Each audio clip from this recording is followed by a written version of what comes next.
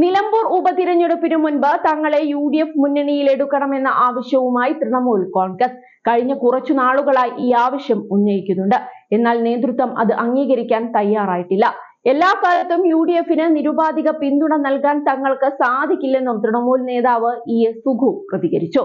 എല്ലാ തവണയും ഏകപക്ഷീയമായ പിന്തുണ കൊടുക്കാൻ സാധിക്കില്ല. ഞങ്ങളെടുക്കുന്ന നിലപാട് സാധൂകരിക്കപ്പെടണമെങ്കിൽ മുന്നണിയുടെ ഭാഗമായി നിൽക്കേണ്ടതുണ്ട്. കഴിഞ്ഞ ഒരു മാസത്തിലേറെയായി തൃണമൂലിനെ മുന്നണിയിൽ എടുക്കണം എന്ന ആവശ്യം ശക്തമായി ഉന്നയിക്കുന്നുണ്ട്.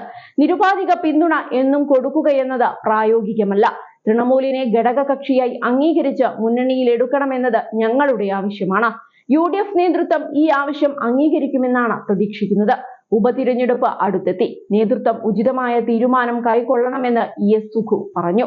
അതേസമയം തൃണമൂൽ കോൺഗ്രസിനെ മുന്നണിയിലെടുക്കാൻ സാധിക്കില്ലെന്ന നിലപാടിലാണ് UDF. വേണമെങ്കിൽ തൃണമൂൽ നേതാവായ PV അൻവറിന് തനിച്ച് മുന്നണിയിലേക്ക് വരാമെന്നും കോൺഗ്രസ് പറയുന്നുണ്ട്. ദേശീയ തലത്തിൽ കോൺഗ്രസിനെ നിരന്തരം ആക്രമിക്കുന്ന പാർട്ടിയാണ് തൃണമൂൽ കോൺഗ്രസ്. അതുകൊണ്ട് തന്നെ കേരളത്തിൽ പാർട്ടിയെ മുന്നണിയിൽ എടുക്കുന്നത് തിരിച്ചടിയാകുമെന്നാണ് കോൺഗ്രസ് ഭയക്കുന്നത്. മാത്രമല്ല, ഘടകകക്ഷിയായി തൃണമൂൽ UDF മുന്നണിയിലെത്തിയാൽ PV അൻവറിന്റെ വിലപേശൽ ശക്തി കൂടുമെന്ന ഭയവും നേതൃത്വത്തിനുണ്ട്. മുന്നണിയുടെ രസതന്ത്രം തന്നെ പാളിപ്പോകാൻ ഇത് കാരണമായേക്കും.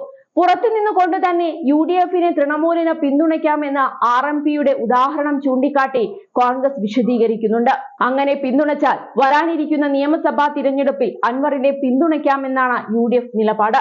എന്നാൽ ഉപതിരഞ്ഞെടുപ്പിന് മുൻപ് മുന്നണിയിൽ കയറിപ്പറ്റിയില്ലെങ്കിൽ തന്റെ കണക്കുകൂട്ടലുകളെല്ലാം പാളും എന്ന ആശങ്കയിലാണ് അൻവർ.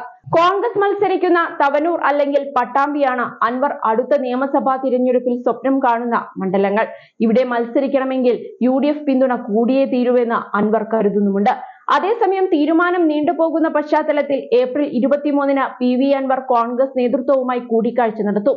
രാവിലെ 10-ന് തിരുവനന്തപുരത്ത് വെച്ചാണ് കൂടിക്കാഴ്ച. ഇതിൽ അന്തിമ തീരുമാനം ഉണ്ടായേക്കുമെന്നാണ് വിലയിരുത്തപ്പെടുന്നത്. അതേസമയം നിലമ്പൂർ ഉപതിരഞ്ഞെടുപ്പിൽ UDFനെ വട്ടം കറക്കുകയാണ് PV അൻവർ. തിരഞ്ഞെടുപ്പിന് മുൻപായി തൃണമൂൽ കോൺഗ്രസിന്റെ UDF മുന്നണി പ്രവേശനം ഉറപ്പാക്കണമെന്നുള്ളതാണ് PV അൻവറിന്റെ ആവശ്യം. VS ജോയിയെ സ്ഥാനാർത്ഥിയാക്കണമെന്ന ആവശ്യം അൻവർ നേരത്തെ മുന്നോട്ട് വെച്ചിരുന്നുവെങ്കിലും തിരഞ്ഞെടുപ്പിന് മുൻപ് UDF പ്രവേശനം സംബന്ധിച്ച് തീരുമാനം വന്നാൽ ആര്യാടൻ ഷൗക്കത്തിനെ അംഗീകരിക്കാനും അൻവർ തയ്യാറായേക്കുമെന്നാണ് സൂചന. VS ജോയി, ആര്യാടൻ ഷൗക്കത്ത് തുടങ്ങിയ 2 നേതാക്കളുടെയും സാധ്യതകൾ കോൺഗ്രസ് ഇതിനോടകം പരിശോധിച്ചിട്ടുണ്ട്. രണ്ടുപേർക്കും അനുകൂലവും പ്രതികൂലവുമായ ഘടകങ്ങളുണ്ട്. കൂടുതൽ സാധ്യത VS ജോയിക്കാണെന്നാണ് പൊതുവെയുള്ള വിലയിരുത്തൽ.